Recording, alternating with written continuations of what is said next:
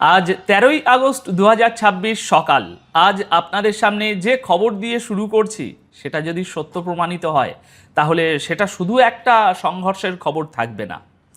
মার্কিন নৌবাহিনীর সবচেয়ে শক্তিশালী প্রতীক হিসাবে যে যুদ্ধ জাহাজটিকে ধরা হয় সেই জাহাজের ভিতরেই নাকি মার্কিন সেনাদের মধ্যে রক্তক্ষয়ী মারামারি হয়েছে। দাবি করা হচ্ছে সেই সংঘর্ষে 7 জন মার্কিন নৌসেনা প্রাণ হারিয়েছেন। দর্শক বন্ধুরা, আজকের আলোচনায় আমরা মোট 3টি বড় বিষয় দেখব।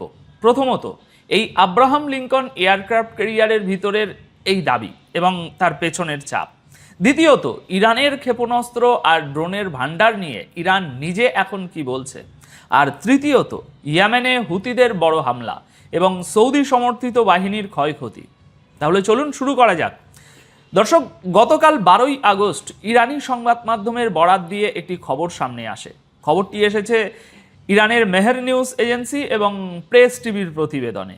দাবি করা হচ্ছে যে মার্কিন যুক্তরাষ্ট্রের এয়ারক্রাফট ক্যারিয়ার ইউএসএস আব্রাহাম লিঙ্কনের ভিতরে মার্কিন সেনাদের নিজেদের মধ্যেই এমন ভয়াবহ সংঘর্ষ হয়েছে যাতে 7 জন নৌসেনা নিহত হয়েছেন এবং আরও অনেকে আহত হয়েছেন। এখানে একটা বিষয় একটু ভালোভাবে বুঝতে হবে। এয়ারক্রাফট ক্যারিয়ার মানে হলো সমুদ্রে ভাসমান একটা বিশাল সামরিক ঘাঁটি যেখান থেকে যুদ্ধবিমান ওঠানামা করে। এই আব্রাহাম লিঙ্কন কয়েক মাস ধরে এই অঞ্চলে মোতায়েন রয়েছে এবং ইরানের বিরুদ্ধে মার্কিন সামরিক অভিযানেও অংশ নিয়েছে। আর ঠিক এখানেই দর্শক বন্ধুরা সমস্যার মূল শিকড়টা লুকিয়ে আছে।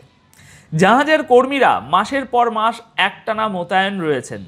এত দীর্ঘ সময় ধরে পরিবার থেকে দূরে থাকার কারণে সেনাদের পরিবারের তরফ থেকেই প্রতিবাদ আর অভিযোগ আসতে প্রথমে শুরু করেছিল। এই পরিস্থিতিতেই মার্কিন সামরিক বাহিনীর সেন্ট্রাল কমান্ডের প্রধান ব্র্যাড কুপারের একজন উপদেষ্টা জাহাজে গিয়ে সেনাদের সঙ্গে দেখা করেন। উদ্দেশ্য ছিল তাদের অভিযোগগুলো শোনা, তাদের সাথে কথা বলা ইত্যাদি ইত্যাদি। কিন্তু ইরানি প্রতিবেদন অনুযায়ী সেখানে যা ঘটল সেটা ছিল একেবারে উল্টো। দাবি করা হচ্ছে ওই উপদেষ্টা যখন সেনাদের একটি বড় জমায়েতের সামনে বক্তব্য দিচ্ছিলেন তখন সেনারা তাকে দুয়ো দিতে শুরু করেন। তার দিকে জলের বোতলও ছোড়া হয় বলে বলা হচ্ছে। এরপর নাকি পরিস্থিতি আরও খারাপ হয়ে যায়। প্রতিবেদনে দাবি করা হয়েছে সেনাদের নিজেদের মধ্যেই রক্তক্ষয়ী সংঘর্ষ শুরু হয়ে যায়। মানে জাহাজের ভিতরেই ছুরি, চাকু এবং এই সমস্ত ধারালো অস্ত্র একে একে বেরিয়ে আসে। সেই সংঘর্ষেই 7 জনের মৃত্যু এবং আরও অনেকের আহত হওয়ার কথা বলা হচ্ছে। প্রতিবেদনটিতে আরও দাবি করা হয়েছে এই মুহূর্তেও আব্রাহাম লিঙ্কনের ভিতরের পরিবেশ অত্যন্ত থমথমে। আচ্ছা, এবার আসা যাক এই ঘটনার সবচেয়ে গুরুত্বপূর্ণ জায়গায়। এই দাবি এমন এক সময়ে সামনে এসেছে যখন আব্রাহাম লিঙ্কন প্রায় 263 দিন ধরে মোতায়েন রয়েছে। এর মধ্যে 208 দিন জাহাজটি একটানা সমুদ্রে কাটিয়েছে। একটি মার্কিন এয়ারক্রাফট ক্যারিয়ারের জন্য এই সময়টা অস্বাভাবিক রকমের দীর্ঘ বলে ধরা হচ্ছে। তাহলে এখন এর অর্থ কী দাঁড়াচ্ছে? দেখুন, যদি এই প্রতিবেদন সত্য হয় তাহলে এটা নিছক একটা মারামারির খবর নয়, তাহলে এটা হবে দীর্ঘ মোতায়েন, একটানা সামরিক চাপ এবং যুদ্ধের নেতিবাচক প্রভাবের একটি বড় ইঙ্গিত। এবং সেক্ষেত্রে এটা ট্রাম্পের জন্যও একটা বড় ধাক্কা হয়ে দাঁড়াবে। কিন্তু এখানেই বিষয়টা শেষ হচ্ছে না। এই মৃত্যু বা সংঘর্ষ নিয়ে মার্কিন সামরিক বাহিনী বা মার্কিন নৌবাহিনীর তরফ থেকে এখনো পর্যন্ত কোনো নিশ্চিতকরণ আসেনি, কোনো সরকারি বিবৃতিও আসেনি। তবে আমার ব্যক্তিগত ধারণা আমেরিকার তরফ থেকে এই খবর অস্বীকারই করা হবে। আচ্ছা, এবার চলে যাই দ্বিতীয় খবরে। আর এই খবরটি ঠিক উল্টো দিক থেকে আসছে।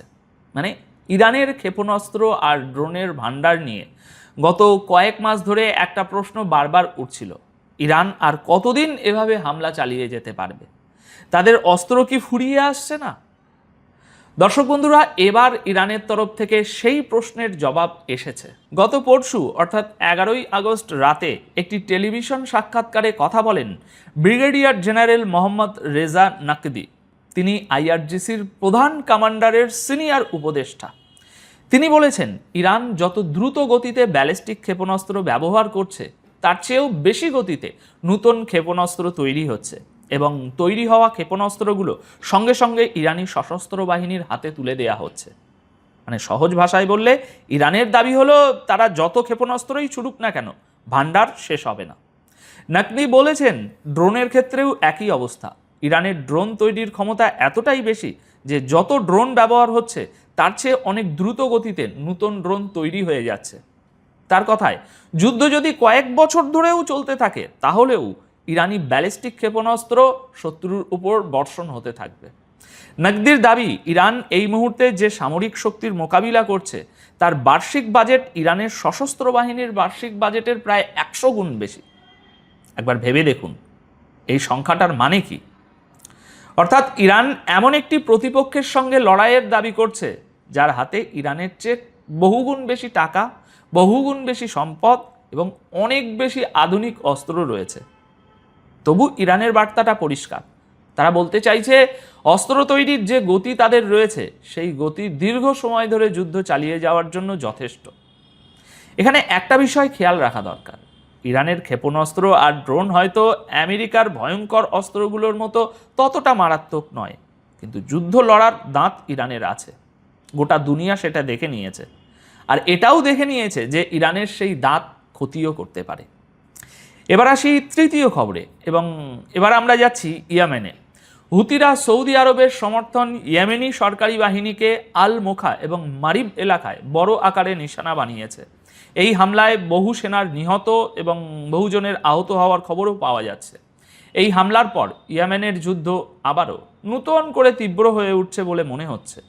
হুতি বাহিনীর মুখপাত্র ব্রিগেডিয়ার জেনারেল ইয়াহিয়া সারি জানিয়েছেন, আল মোখা এবং মারিবের সামরিক শিবিরে সৌদি মিত্র বাহিনীর অবস্থান, অস্ত্রের গুদাম এবং কমান্ড সদর দপ্তরকে নিশানা করা হয়েছে।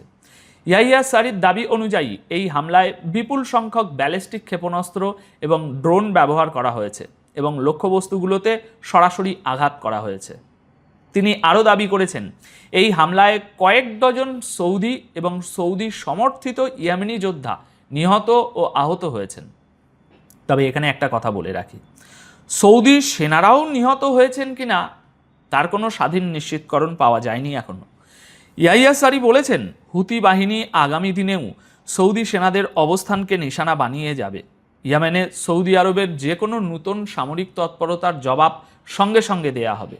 আর হুতিরা শুধু সৌদি আরবকেই নয় এবং বরং ইয়েমেনের ভিতরের মানুষদেরও সতর্ক করেছে। ইয়াহিয়া সারি বলেছেন, ইয়েমেনের যারা সৌদি আরবের সঙ্গে মিলে কাজ করছেন তারা যেন এই পথ থেকে সরে আসেন, না হলে পরে এর খেসারত আপনাদের দিতে হবে। দর্শক বন্ধুরা, আজ সকালের এই তিনটে খবর আসলে তিনটে আলাদা ঘটনা নয়, তিনটেই একই যুদ্ধের তিনটি আলাদা দিক। একদিকে দাবি করা হচ্ছে মাসের পর মাস সমুদ্রে আটকে থাকা মার্কিন সেনাদের ভিতরে চাপ তৈরি হচ্ছে। অন্যদিকে ইরান বলছে তাদের অস্ত্র তৈরির গতি যুদ্ধ দীর্ঘ করার জন্য যথেষ্ট। আর তৃতীয় দিকে এই ইয়েমেনের হুতিরা নতুনভাবে মাত্রা বাড়াচ্ছে। তবে এখানে সবচেয়ে বড় অনিশ্চয়তা হলো আজকের সবচেয়ে বড় দাবিটি, অর্থাৎ আব্রাহাম লিঙ্কনের 7 সেনার মৃত্যুর খবর। তাই আগামী দিনে নজর রাখতে হবে দুটো জায়গায়। প্রথমত, মার্কিন নৌবাহিনী এই বিষয়ে আদৌ কোনো সরকারি বিবৃতি দেয় কিনা, নাকি সরাসরি অস্বীকার করে। দ্বিতীয়ত, আব্রাহাম লিঙ্কনের এই দীর্ঘ মোতায়েন আরও বাড়ে নাকি জাহাজটিকে ফিরিয়ে নেওয়া হয়। কারণ যদি জাহাজটিকে হঠাৎ ফিরিয়ে নেওয়া হয় তাহলে সেটিও নিজে থেকেই অনেক কিছু বলে দেবে। আপাতত এই প্রতিবেদন তাহলে এই পর্যন্তই। ভিডিওটি শেষ পর্যন্ত দেখার জন্য আপনাদের সকলকে অসংখ্য ধন্যবাদ। ভালো থাকবেন, সুস্থ থাকবেন।